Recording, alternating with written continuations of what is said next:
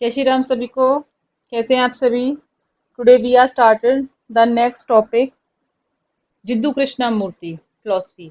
ये हमारा जो है आज का जो हमारे इंडियन फिलोसफर है उनमें लास्ट टॉपिक है। इसके बाद जो है हमारी जो है इंडियन फिलोसफी स्टार्ट हो जाएंगी, जैसे सांख्या, जैनिज्म, बुद्धिज्म। ठीक है, तो we will discuss in the next class. And हम इससे पहले जो है प्रीवियस क्लासेस में बाकी थिंकर्स हैं जिनसे क्वेश्चंस आते हैं, जिनकी फिलोसफी के बारे में पूछा जाता है, वो हम करा चुके हैं, तो आप चैनल पे जाकर के वो देख सकते हैं। तो स्टार्ट करते हैं। जिद्दर कृष्णा मूर्ति का जन्म जो है 1895 में आंध्र प्रदेश में हुआ था। ठीक है, और 1986 में इनकी डेथ हुई थी। एक रिन्यू फिलोसफर थे, स्पिरिचुअल थिंकर्स थे, एजुकेशनल रिफॉर्मर भी थे। He reject the rigid religious doctrine. इन्होंने जो भी हमारी जो कठोर परंपराएं बनी हुई थी उनका जो है इन्होंने विरोध किया था। ठीक है, अथॉरिटी बेस्ड लर्निंग और मैकेनिकल एजुकेशन, यानी इन सभी चीजों को इन्होंने रिजेक्ट किया था कि अथॉरिटी बेस्ड लर्निंग नहीं होनी चाहिए, मैकेनिकल एजुकेशन को ध्यान नहीं दिया जाए, और जो रिलीजियस डॉक्ट्रिन बनी हुई है उन सभी का ये अपोज करते थे। According to him the aim of education is the total development of human being. वो कहते हैं कि जो शिक्षा का उद्देश्य वो होना चाहिए कि एक व्यक्ति का संपूर्ण विकास हो सके। संपूर्ण विकास, टोटल डेवलपमेंट, जिसमें उसकी इंटेलेक्चुअल, इमोशनल, फिजिकल और spiritual. His educational philosophy is often called the education for self knowledge and freedom. उनकी जो शैक्षणिक दर्शन था, कह सकते हो जिनकी एजुकेशनल फिलोसफी थी, उनको कहा जाता था कि वो कहते थे कि एजुकेशन ऐसी हो जो सेल्फ नॉलेज के लिए हो और सेल्फ फ्रीडम के लिए, यानी खुद को ज्ञान प्रदान करे, खुद को फ्रीडम दो। इस तरह की एजुकेशन बच्चों को दी जानी चाहिए।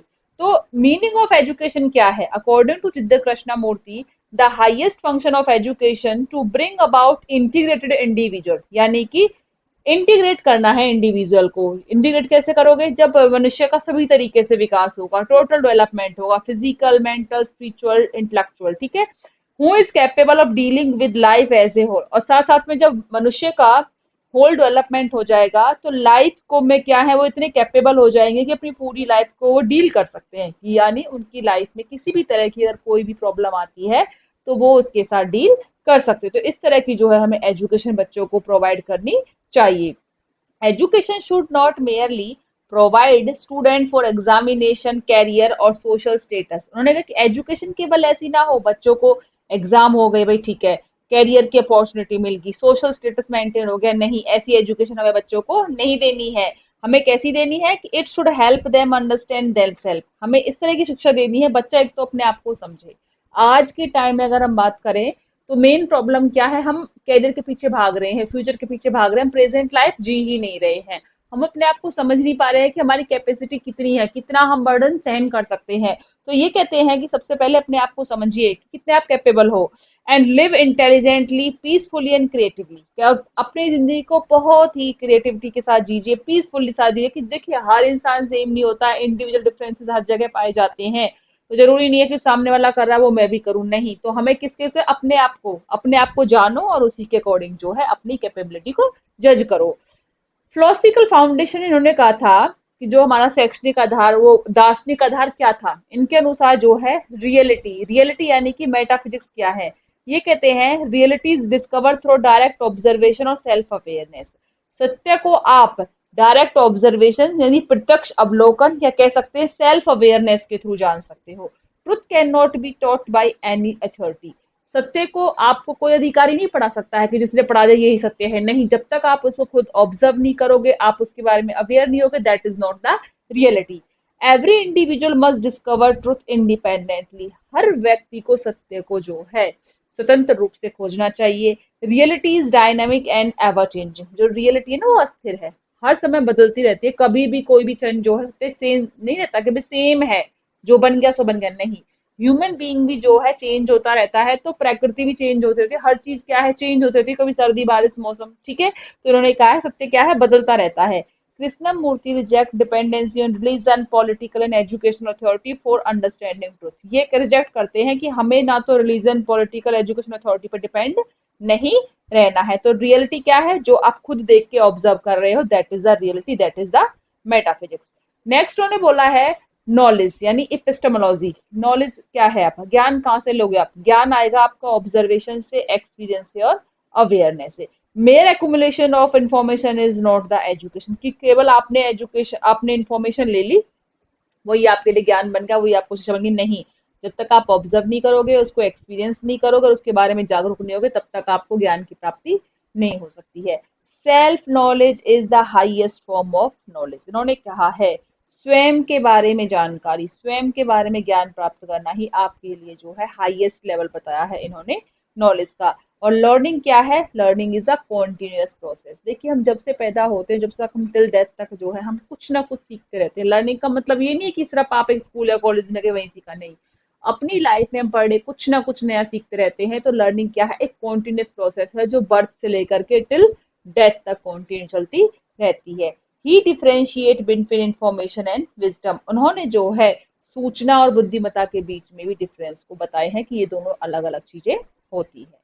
According to Jiddu Krishnamurti, values क्या है, एक्सियोलॉजी क्या है? उन्होंने कहा है कि love, compensation, freedom, peace, cooperation, sensitivity and responsibility, ये सभी क्या है?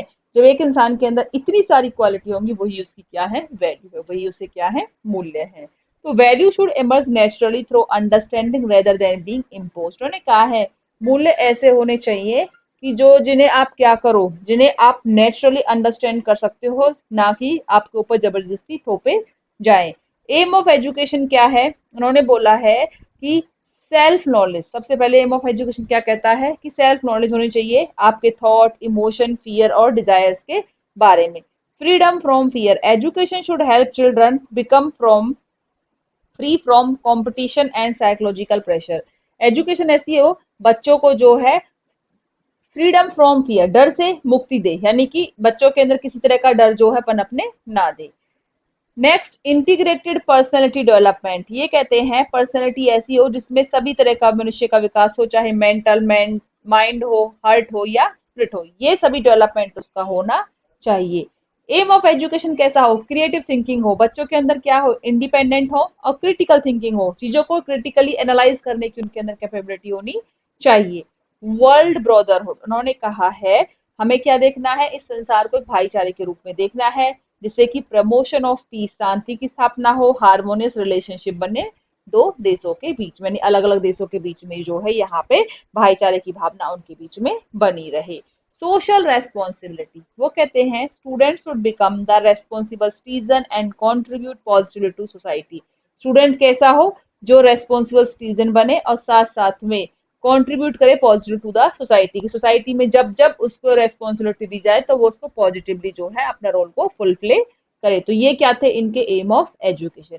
अब ये कहते हैं करिकुलम कैसा होना चाहिए, पाठ्यक्रम कैसा हो भाई, पाठ्यक्रम कैसा होना चाहिए? अकॉर्डिंग टू बैलेंस करिकुलम हो। और जहां बैलेंस करिकुलम की बात आ जाती है तो वहां पे वो जो है जितने भी हमारे करिकुलम के एस्पेक्ट्स हैं, ठीक है, चाहे वो एकेडमिक है, चाहे म्यूजिक है, चाहे एथलेटिक्स है, सब कुछ है, सभी को वो कुछ कुछ लेके चलते हैं कि बच्चा अपनी चॉइस के अकॉर्डिंग चूज करता है। तो एकेडमिक में आ गए उनके साइंस, मैथमेटिक्स, सोशल साइंस।